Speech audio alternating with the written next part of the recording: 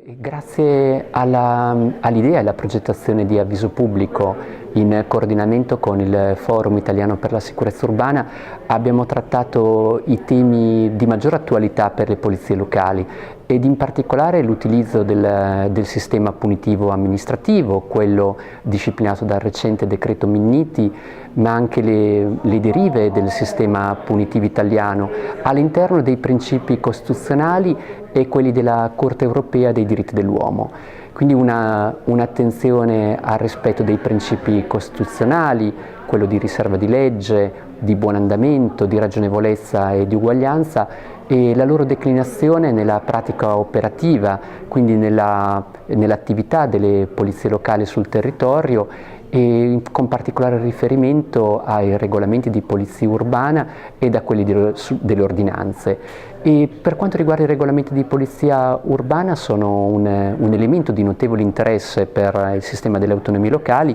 e proprio il Comune di Padova ha un recente regolamento di polizia urbana approvato nel 2014 che disciplina in maniera compiuta le tipologie dei divieti locali, ma anche quelle forme di conciliazione e di mediazione che invece le norme nazionali stanno espungendo dall'ordinamento. Una criticità forte che governa il mondo delle polizie locali è la disciplina dell'illecito amministrativo, contenuta non in un testo unico, non in un codice, ma in una legge che si presenta ormai non più moderna, come la legge 689 dell'81, quindi una norma che viene da una riforma dell'illecito depenalizzato e che non risponde al pieno alla modernità e alle sfide che gli enti locali devono ora percorrere. Una norma che non prevede quella disciplina delle oblazioni speciali, della conciliazione, che invece nel secolo scorso erano disciplinati dai vecchi testi unici delle leggi comunali e provinciali, ma che le autonomie locali, proprio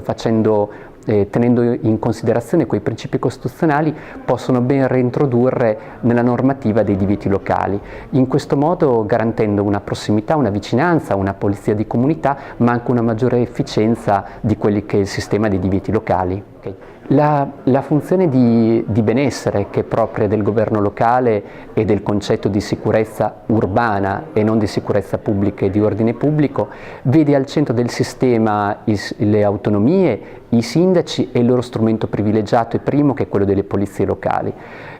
Questo sistema, e forse questa che costituisce la vera novità e la peculiarità del sistema delle autonomie italiane, può essere un valido anticorpo anche nei confronti di quelli che sono i cosiddetti uomini cerniera e anche le infiltrazioni della criminalità organizzata, in ogni caso di quella di tipo economico. Sia la disciplina di tipo europeo che le analisi recenti ci dicono che il contrasto basato su sistemi di tipo amministrativo, quindi sui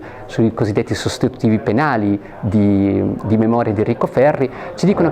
che hanno un ruolo ed un'efficacia ben maggiori di altri sistemi, soprattutto intervengono con quelle funzioni di benessere preventive che garantiscono minor costi ed un'efficacia sicuramente più alta.